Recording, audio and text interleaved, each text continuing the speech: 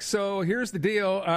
There's a housing issue, of course, here in Canada. Part of the issue is, never mind the price of housing, the fact that some people don't think they'll be able to afford it. It's simply a matter, in at least another category, that there aren't enough homes being built, certainly not being built fast enough. So to come across a story like this makes you think maybe this is one of those futuristic solutions that actually will make a difference. So believe it or not, the company is called Nidus, or Nidus 3D. I'm going to ask how it's pronounced here. And it actually builds homes using 3D printers. This is wild. And This it's is an absolutely Ontario wild. company. Ian Arthur is CEO and co-founder of it. Ian, first of all, thanks for being here. How do you pronounce the name of the company?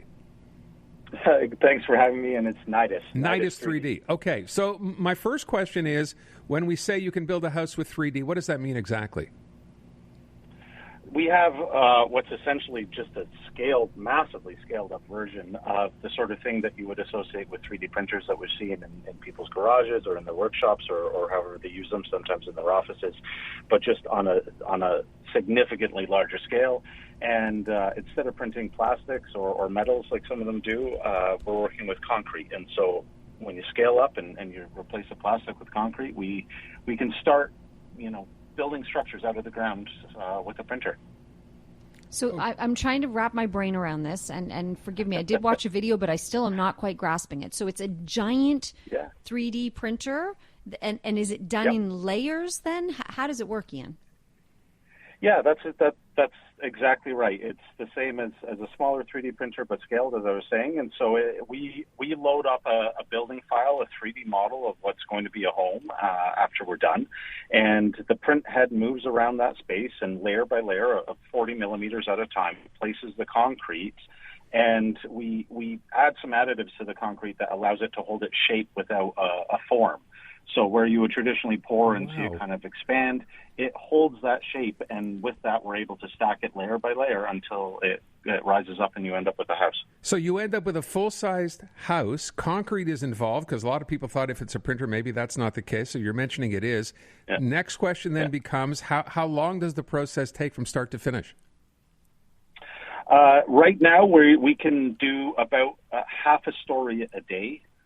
For printing, so it's pretty fast. We anticipate speeding that up by next summer. We should be in a position to be printing a story of a full-size 3 or 4 bedroom house every single day with this thing. Every single day?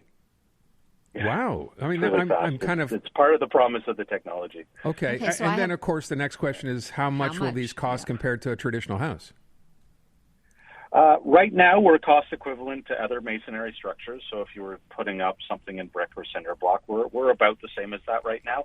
But we anticipate as we scale and as this technology gains market penetration all across Canada, that we're actually going to be one of the most affordable options out there for home building. And the path to that, I think it's realistic, and it's not going to be years. It's closer to months, to be honest. Closer to months.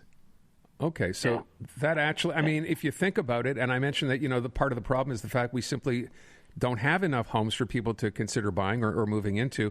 How widespread can something like this become? I mean, are you a niche company, or is this happening other places? We hope to see this technology being deployed all across Canada. It's one of the pieces to solving the issues that we have with the housing crisis. It does have a certain scope of work, and so right now we're working on building walls, so there's still lots of other folks who have to come in and finish those projects, and I think we need to look for further efficiencies in those other areas. But it is something that is scalable, that we hope to see our printer or other similar printers like that in every town in Canada. It's a unique opportunity to kind of start to address the demand for housing and the lack of supply. No, I understand one of the issues is finding people who have the skill set to operate this. So, I mean, do you have to have specialty training, or who can operate these kinds of printers? We've been working with the manufacturing partners we have to provide training to all the staff that we have at Nidus. It is a brand new sector, so the training programs aren't necessarily out there yet. We're looking to work with institutions to develop training programs, potentially add-on certificates, a construction or trades program that a college or any sort of institution may have. So we're optimistic. I think that it's an exciting technology. We are receiving a lot of applications of people who are interested in working with this, which is pretty unique in today's world. There's not a lot of labor out there, so I think we're lucky that's the truth. in that respect. But yeah, can I ask you, how did you come to this? Like, what's your background? My background previous to this, I was actually a politician. I was a member of provincial parliament in the Ontario legislature, and we were doing a lot of work on the housing crisis in the Ontario legislature, as I think every government across Canada is trying to figure out how they tackle this challenge right now. And I had some optimism about some of the policy things that could be done, but I felt that no matter what we changed on the policy side, there were some underlying fundamentals that needed to change. And so my business partner has a background in building, and we had a mutual friend, and he said, you guys keep complaining about the same things from two different sides, you from the policy and him from the building, and I really think you two should talk and try and figure something out. And that's nice. That is the story of how Nidus started. Wow. That is very cool. I'm wondering, when it's something so new and has not been, widely used yet, how can you know that it's safe or what the durability of it is? So we are incorporating a lot of sort of traditionally engineered aspects into these buildings. So anything that's structural, we're doing traditionally poured columns in addition to the printed concrete. So we're not asking our material to carry any loads at this point in time. All of the buildings we're putting up, we're getting stamped by engineers, sometimes multiple engineers to get them out of the ground. And we're taking every precaution we can as we do it. It's incredibly strong material. And then we're doing ongoing testing. And so we've been working with multiple post-secondary institutions. We take samples of the material every single day that we print. We send them off for testing. And so we do have data to back up how strong this stuff is. I try to imagine, because this seems like such a perfect solution, and the ramp up, I imagine the equipment obviously is very expensive. Is this one of those things as well, Ian, where the more of these that are built and the longer we sort of wait for the technology to get better and better, costs will go down?